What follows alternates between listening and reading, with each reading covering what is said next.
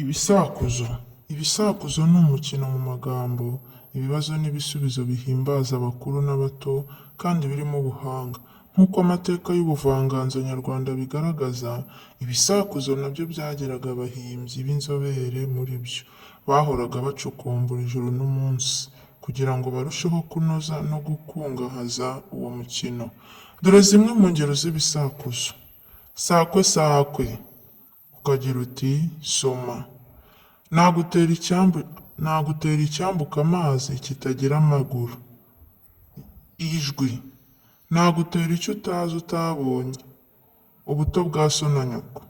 Hagarara hakuno mpagarare hakurya turate abeza. Amenyo. Hakurya ni umukoki, hakuno ni umukoki. Ikibuno. Mpagaze mu ishyamba rimpa umwezi. Ibarizo. Ngeze mu ishyamba rirahubangana. Inzara y'umusore. Nshinze umwe ndasakara. Icyobo. Nyirabakangaza ngo mutahe. Imbeho ku rugi. Inka yanjye nyikama igaramye. Umuvure. Twavamo umwe ntitwarya. Ishyiga. Mpagaze mu mpinga mpenera abepfo. Umubagazi. Mutamu irabyina mu gatabire. Imbwa mu masinde. Uwagaca yaba ari umugabo. Kubuza umuryi kurya. Ngeze mu rutoki abasirikari baramfata. Ibishokoro. Nkubise urushyi rurumira. Ibara ry'inka. Hakurya urwererane, hakuno urwererane. Ururabo rw'amashaza. Abakobwa banjye barara bahagaze bwacya bakaryama.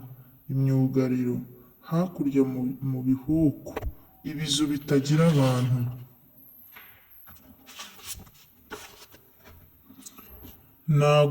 Nahuye na cya matimbatimba cya maguru 8 kigiye kugura umunyu kwa 50.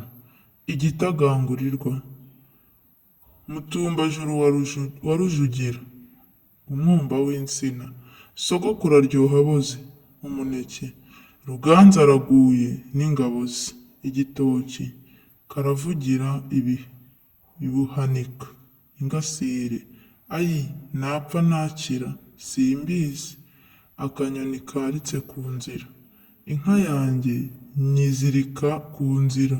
Uyinyuzeho wese akayishitura. Urutoryi. Rukara aratema umuvumba. Urwembe mu musatsi. Rukara rw'umwami yicaye abagabo 3. Inkono. Faraziya aceza yicaye. Akayunguruzo. Abakobwa banjye bikwije impindu bose. Imirizo y'imbeba. Nkiza ibyo bitoki bya sobe nsaba inyama. Ibabi by'ibibonobono. Mpiritse indobo ikwira hose. Amagambo yo ku rurembo. Mpagaze mu gahinga nyarira bepfo. Imvura. Icyo nsasira ntikirame. Ikawa. Nshukuye urwina sinatara. Igihandure. Havuyemo umwe ntitwabimenye. Ubwatsi busakaye inzu. Nagutera ruganwa iganira n'abantu. Telefone. Abana b'umwami bicaye ku ntebe imwe. Intoki ku biganza. Kundora ndaguha. Imyenge y'inzu. Sakuza n'uwo muri kumwe. Ururimi rwawe. Ndi kagufi nahina so. Icyanzu. Akakariza so. Akanyarira jisho. Karatemba shyashya.